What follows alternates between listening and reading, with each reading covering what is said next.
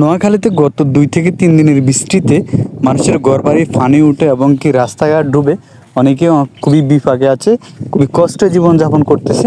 নোয়াখালীর অনেক মানুষ পানিবন্দী হয়ে পড়েছে।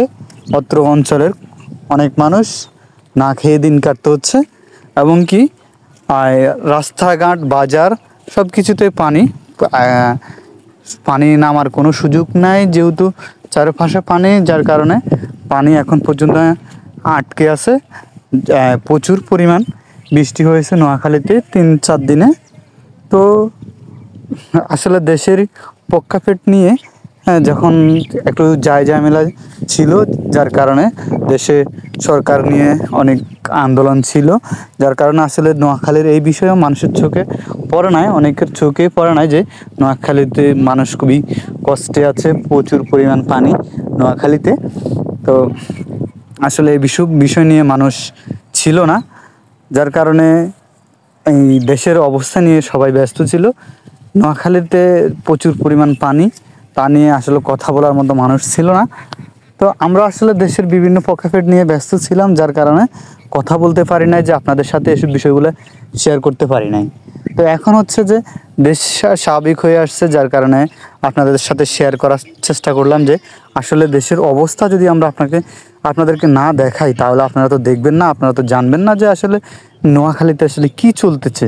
আসলে আমাদের যে জানার মাধ্যমগুলো হচ্ছে বিভিন্ন রকম ফেসবুক অথবা ইউটিউব, টিকটক, এই বিভিন্ন সাইট থেকে আমরা নিউজগুলো জানি যে সব কোন জেলায় কী হইতেছে, কোন গ্রামে কী হইতেছে।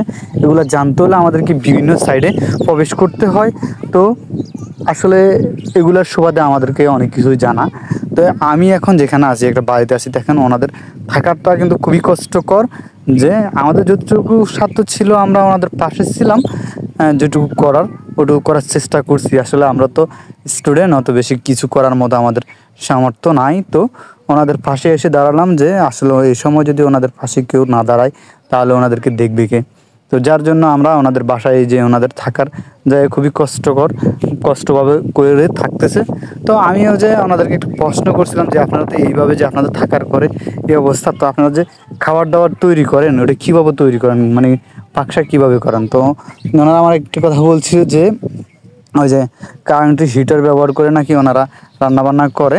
তো এটা হচ্ছে আরেকটা বাড়ি, এদের খুবই কষ্টে জীবনযাপন হচ্ছে। যে আপনারা ফলো করলে দেখবেন ওনাদের ঘরের ভিতরেও পানি, যে অনেকটা পানি। তো ওনাদেরকে আমি কিছু প্রশ্ন করছিলাম যে আপনার ইউনিয়নের চেয়ারম্যান অথবা ইউনিয়নের চেয়ারম্যান একবারে খুবই কাছে ওনাদের, তো ইউনিয়ন চেয়ারম্যান কি আপনাদেরকে কোনো রকম সহযোগিতা, কোনো রকম কোনো হেল্প করছি কি না? ওনারা বলতেছে না, ইউনিয়ন চেয়ারম্যান এসব বিষয় নিয়ে এখনও কথা বলে নাই, ওনারা কেউ আসে নাই, দেখে নাই যে মানুষের কীভাবে জীবিকা নির্বাহ করতেছে। ওনারা হচ্ছে গিয়ে অনেকে ওনাদেরকে নাকি জানাইছে যে দেশের এই অবস্থা, নোয়াখালীতে প্রচুর পরিমাণ বৃষ্টি নিয়ে অনেকে ওনাদেরকে জানাইছে। ওনারা বলে যে ওনারা এখন রাজনৈতিক প্রেক্ষাপট নিয়ে ব্যস্ত, যার কারণে ওনারা এখন পর্যন্ত কিছু বলতে পারবে না, আর সাধারণ মানুষের জন্য এখন পর্যন্ত কিছু করতে পারবে না। তো আসলে হচ্ছে আমাদের প্রতিনিধি যারা ছিল, তারা এখন তো আমরা যে দেশের প্রেক্ষাপট চেঞ্জ হয়েছে, সরকার চেঞ্জ হয়েছে, তো আমরা আশা করতেছি ভালো কিছু হবে, ভালো কেউ আসবে। আসলে দেখা যাবে যে আমাদের দেশের আসলে সাধারণ মানুষের কি গতি হয়, নাকি সাধারণ মানুষগুলো কি আগের মতোই থাকতে হয়, নাকি যে তাদের ভাগ্যের একটু পরিবর্তন আসে। তো এটা দেখার অপেক্ষায় আসলে আমরা সাধারণ আমজনতা আছি। তো আশা করছি খুবই শীঘ্রই আমরা এরকম পরিবর্তনটা দেখুন।